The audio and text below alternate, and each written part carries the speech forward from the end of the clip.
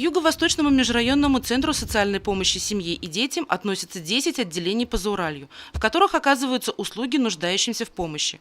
По итогам минувшего года через приюты прошли 410 детей, из них 160 побывали в Сибайском. В общей сложности всеми филиалами оказаны услуги около 30 тысячам человек. В нашем городе помощью службы воспользовались более 12 тысяч. По данным на конец года на учете в Сибайском центре находились около 100 семей, в составе которых 258 детей, получавших услуги центра, и в этом году они также будут под чутким вниманием.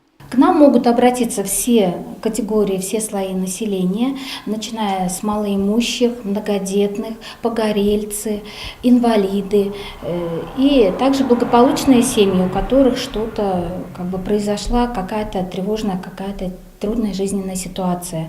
Для этого у нас организована кризисная комната, кризисный центр. В 2017 году 2 семьи у нас было, из них 7 детей в кризисном центре проживало.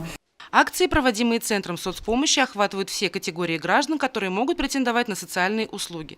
Среди них и акция «Поделись теплом» по предоставлению теплой одежды и обуви для лиц без определенного места жительства, корзинка доброты для малообеспеченных семей и лиц, попавших в трудную жизненную ситуацию. И это только малая часть мероприятий в сфере социальной поддержки населения, в которой принимали участие и многие горожане. Праздники, акции, благотворительные сборы, волонтерские инициативы Центра социальной помощи семье и детям объединяет людей с добрым сердцем. В 2017 году отделением проведено около 25 мероприятий при участии более 1000 человек. Это благотворительные концерты, акции для детей «Хочу на бал», «Помоги собраться в школу», участие во Всероссийском экологическом субботнике и много других позитивных событий для людей, испытывающих трудности. Хотелось бы подчеркнуть важность работы с благополучными, социально защищенными семьями, каковых большинство. По данным последней переписи населения, в Башкортостане насчитывается 552 тысячи семей, из которых всего лишь 6,5 тысяч пользуются какой-либо помощью от государства. То есть практически все самостоятельно благополучные семьи остаются без нашего внимания.